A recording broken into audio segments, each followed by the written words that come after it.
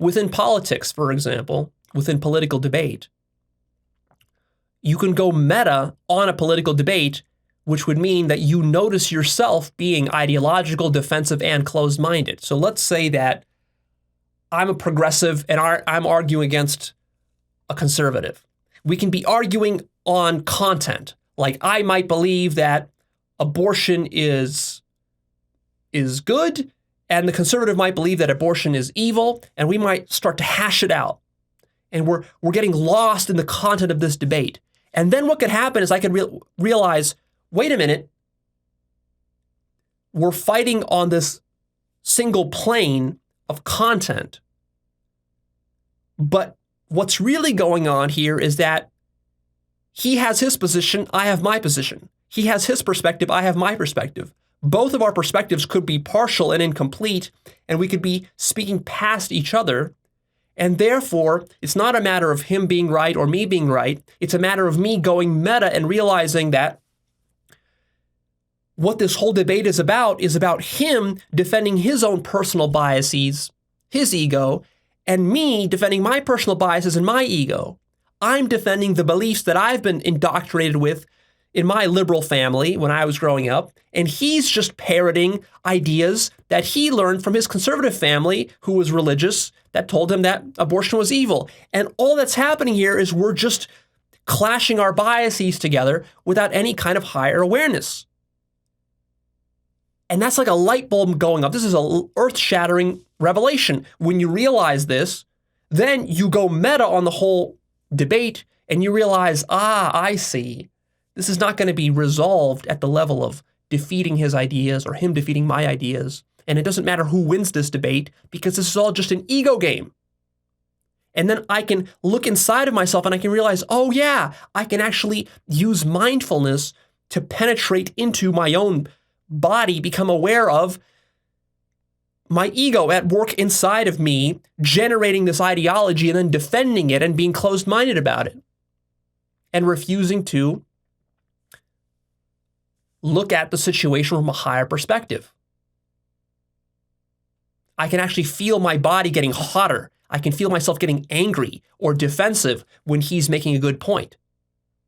I can also start to notice the various manipulative tricks that his ego is using against me in this debate. And then I can notice myself using those tricks against him. And I can notice the double standards that I have. And I can notice my own biases. And I can notice his biases. And I can notice the fact that the only reason I'm arguing with him is because I have a certain survival agenda that I'm trying to defend with my ego.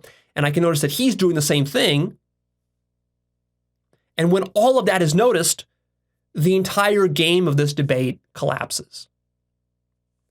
That would be going meta.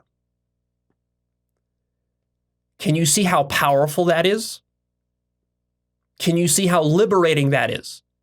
You see, this is the kind of higher dimensional move that needs to be done to solve this particular political problem. Not just between me and him on the issue of abortion, but everywhere across society when it comes to political debates. Whereas most people spend their entire lives just fighting back and forth on the same plane without realizing that there's a higher dimension involved. And of course, this doesn't just pertain to political debates. It also pertains to scientific debates, debates between science and religion, atheists and theists, various debates within philosophical schools, such as realism versus idealism, or any of the schools of philosophy that you've read about or might have studied in college.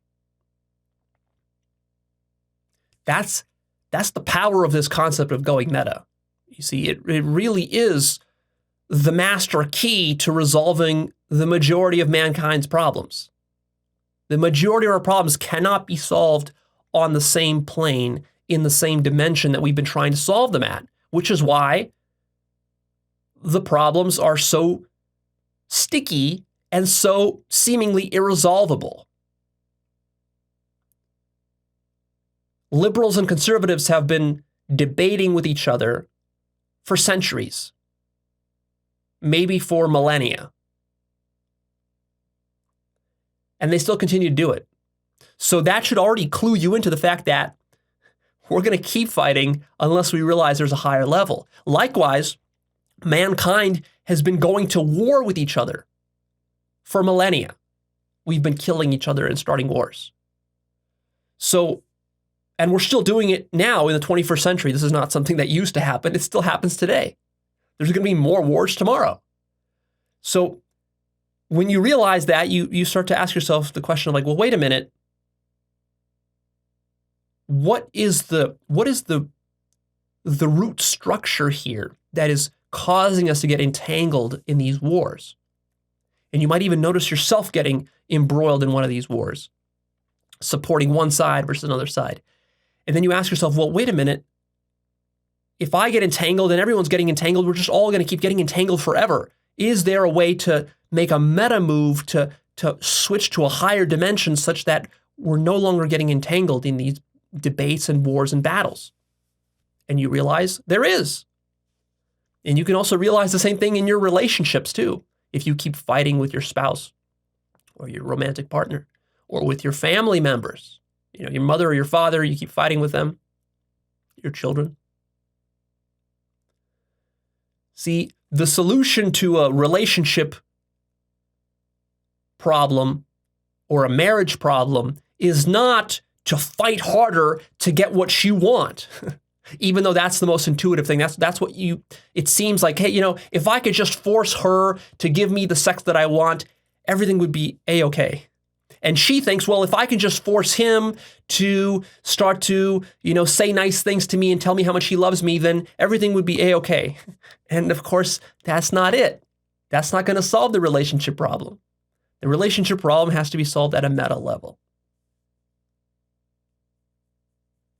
So we see this all throughout mankind's problems, individually and collectively.